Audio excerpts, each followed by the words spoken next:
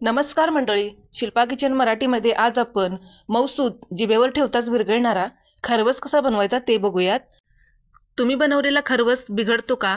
म्हणजे खूप पातळ होतो किंवा खूप घट्ट होतो किंवा सेट होत नाही किंवा त्याच्या अशा वड्या पडत नाहीत, अशी बरेच कारणे असतात। तर तुम्ही सुद्धा माझ्या या पद्धतीने एकदा नक्की करून बघा, म्हणजे तुमचाही खरवस अगदी परफेक्ट होईल आणि कुठेही फसणार नाही।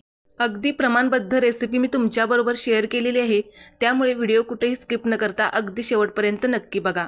आणि जर का तुम्हाला रेसिपी आवडली तर प्लीज व्हिडिओला लाईक, शेअर आणि सबस्क्राईब नक्की करा। तर चला लगेच रेसिपीला सुरुवात करूया। तर खरवस बनवण्यासाठी इथं मी 1 कप भरून गाईचं चिकाचं दूध घेतलंय। आता बऱ्याच जणांना बघा चिकाचं दूध म्हणजे काय ते माहीत नसतं, तर ज्या वेळेस गाईला किंवा म्हशीला पिल्लू होतं आणि त्यावेळेस जे पहिल्यांदा दूध काढलं जातं त्याला चिकाचं दूध असं म्हणतात।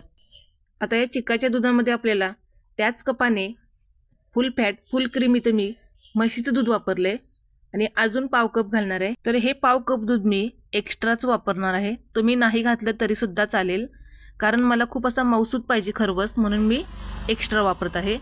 आणि त्याच कपाने बरोबर एकदम बारीक चिरलेला गूळ आपल्याला घ्यायचा आहे।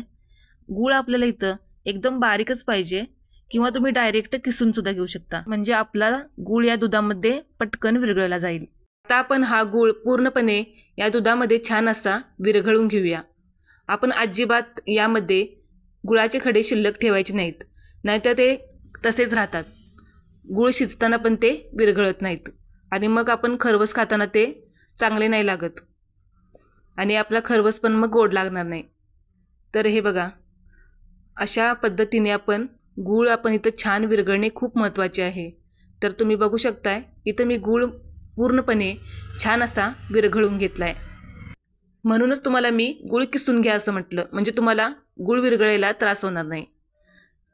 तर आता यामध्ये घालूयात पाव चमचा सुंठ पावडर, किंवा तुम्ही यामध्ये वेलची पावडरसुद्धा वापरू शकताय। आणि एक 5-6 काळी मिरी इथं मी खलबत्त्यामध्ये कुटून घेतलीत, ती सुद्धा घालूया। यामध्ये एकदा नक्की काळी मिरी वापरून बघा, खूप छान लागतो खरवस। आता आपण ही काळी मिरी आणि सुंठ पावडर यामध्ये छान मिक्स करून घेतली।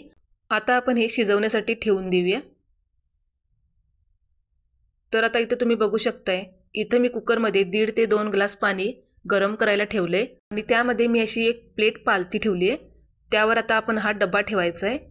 डबा आपण असा मध्यभागी ठेवायचा आणि या डब्यावरती पण आपल्याला झाकण ठेवायचं आहे, म्हणजे जे कुकरमधलं पाणी आहे ते या डब्यामध्ये जाणार नाही।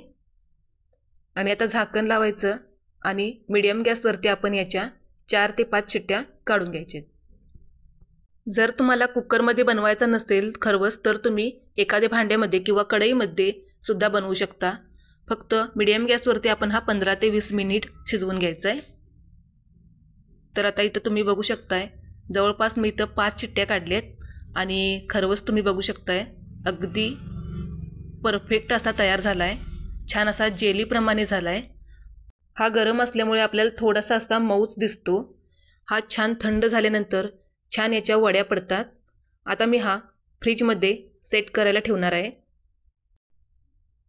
तर आता तुम्ही इथं बघू शकताय हा खरवस मी डीप फ्रीजला 1 तासभर थंड करून घेतलाय, कारण संध्याकाळची वेळ होती आणि तुम्हाला पण मला पटकन याच्या वड्या पाडून दाखवायच्या होत्या, त्यामुळे मी 1 तासभर सेट करून घेतलाय आणि छान आता हा थंड झालाय, तुम्ही बघू शकताय। आणि खूप छान असा हा खरवस सेट झालाय।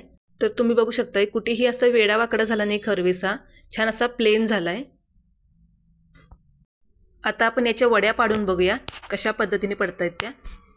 तर तुम्हाला कशा हव्या तशा तुम्ही पाडून घेऊ शकताय, लहान मोठ्या तुमच्या आवडीप्रमाणे। जर का तुम्हाला फ्रीजमध्ये सेट करून घ्यायचं नसेल तर तुम्ही असाही रूम टेम्परेचरला थंड करून घेऊ शकताय, खूपच छान होतो। पण गरम असताना आपण याच्या वड्या पाडायच्या नाहीत, गार करूनच आपण याच्या वड्या पाडायच्या आहेत। तर हे बघा किती छान आपली इथं वडी निघालेली आहे, तुम्ही बघू शकताय, आणि किती सहज आपली इथं वडी निघाली आहे आणि काय सॉफ्ट झालाय खरवस तुम्ही बघू शकताय, अगदी जिभेवर ठेवताच विरघळेल अशा पद्धतीचा बनवून तयार होतो। तर तुम्ही सुद्धा या पद्धतीने एकदा नक्की करून बघा आणि कसा झाला तो कमेंट बॉक्समध्ये सांगायला अजिबात विसरू नका। रेसिपी आवडली असेल तर व्हिडिओला एक लाईक नक्की करा। पुन्हा भेटूयात, तोपर्यंत धन्यवाद।